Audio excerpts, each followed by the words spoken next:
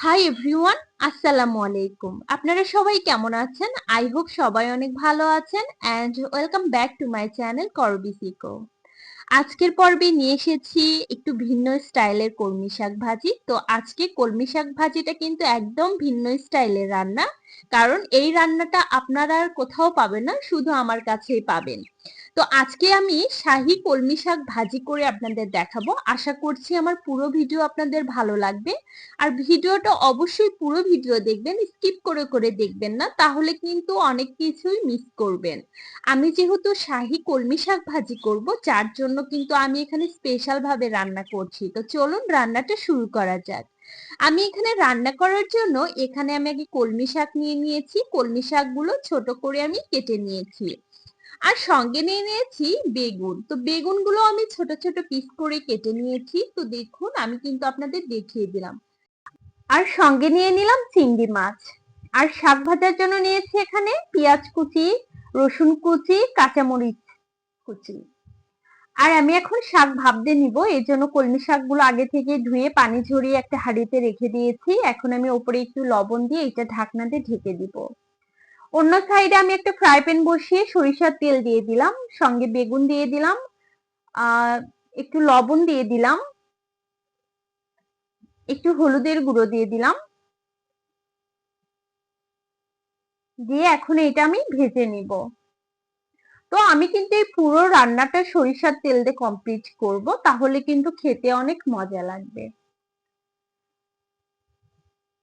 তো দেখুন আমি ভেজে নিচ্ছি। অপর সাইডে কিন্তু আমাদের শাকগুলো ভাপ দেওয়া হয়ে গেছে। এখন আমি এই শাকগুলো থেকে অনেক পানি বের হয়েছে, এখন আমি এগুলো একটা ঝুড়িতে রেখে দিব পানি ঝরার জন্য। আর অন্য সাইডে আমি বেগুনগুলো সুন্দরভাবে ভেজে নিব। তো দেখুন আমাদের বেগুন ভাজা কিন্তু হয়ে গেছে, এখন আমি বেগুনগুলো উঠিয়ে নিচ্ছি।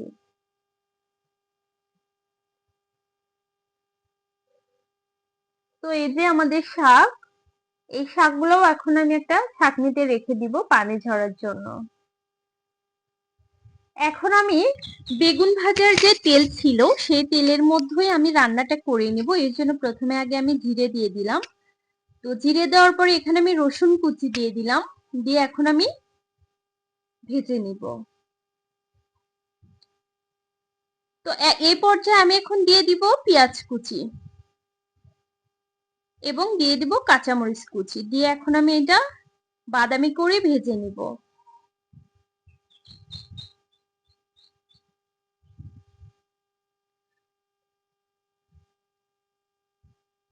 তো দেখুন আমি সুন্দরভাবে ভেজে নিচ্ছি। এখন আমি এখানে চিংড়ি মাছগুলো দিয়ে দিব, কেননা চিংড়ি মাছ দিয়ে দিলে আমাদের পেঁয়াজটাও ভাজা হয়ে যাবে, চিংড়ি মাছটাও সঙ্গে ভাজা হয়ে যাবে। তো চিংড়ি মাছের উপরে আমি একটু আহ লবণ দিয়ে দিলাম আর একটু হলুদের গুঁড়ো দিয়ে দিলাম, দিয়ে এটা সুন্দরভাবে ভেজে নিচ্ছে। আমার পেঁয়াজগুলোও ভাজা হয়ে যাচ্ছে, চিংড়ি মাছগুলোও ভাজা হয়ে যাচ্ছে।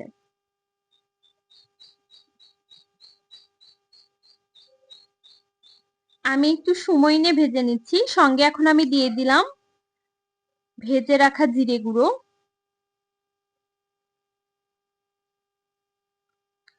তো এখন আমাদের কিন্তু পেঁয়াজগুলো ভাজা হয়ে গেছে, এর মধ্যে এখন আমি কলমি শাকগুলো দিয়ে দিলাম, দিয়ে দিয়ে এখন সবগুলো উপকরণ আমি ভালোভাবে মিক্স করে নিব। তো দেখুন আমাদের শাকগুলো কিন্তু সুন্দরভাবে ভাজা হচ্ছে। এই পর্যায়ে আমি এখন বেগুন দিয়ে দিলাম, বেগুন দিয়ে আবারও আমি ভেজে নিচ্ছি। এটা খেতে এতটাই মজা ছিল যে আপনারা একবার হইলেও রান্না করে দেখবেন, এর টেস্ট কখনো ভুলতে পারবেন না,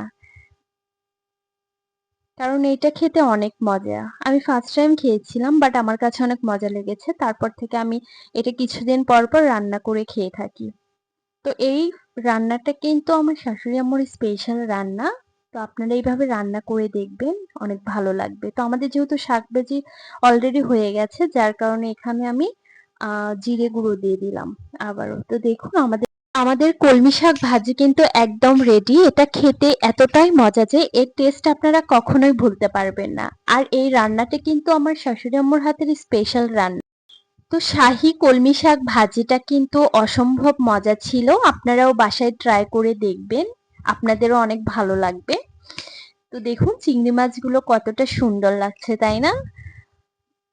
তো আজকে যদি আমার রান্না আপনাদের ভালো লেগে থাকে তাহলে অবশ্যই লাইক, কমেন্ট এবং শেয়ার করবেন। আর এখনো যারা আমার চ্যানেলটি সাবস্ক্রাইব করেনি তারা অবশ্যই সাবস্ক্রাইব করবেন এবং পাশে রাখা বেল বাটনটি প্রেস করে দিবেন, যাতে করে আমি যখনই কোনো নতুন ভিডিও আপলোড করব আপনাদের কাছে নোটিফিকেশনটা পৌঁছে যায়। তো আমি কিন্তু সবসময় আপনাদের ভিন্ন স্টাইলের রান্না দেখানোর ট্রাই করি এবং সহজভাবে রান্না দেখানোর ট্রাই করি। আই থিংক আপনাদের সবার অনেক ভালো লাগে। তো সবসময় আমার চ্যানেলের পাশে থাকবেন এবং আপনারা যদি কোনো রান্না আমার কাছ থেকে পেতে চান তাহলে অবশ্যই কমেন্ট করে জানাবেন। আমি আপনাদের রান্না করে দেখানোর ট্রাই করব। তো সবাই ভালো থাকবেন। আজকের মতো এতটুকুই। আল্লাহ হাফেজ।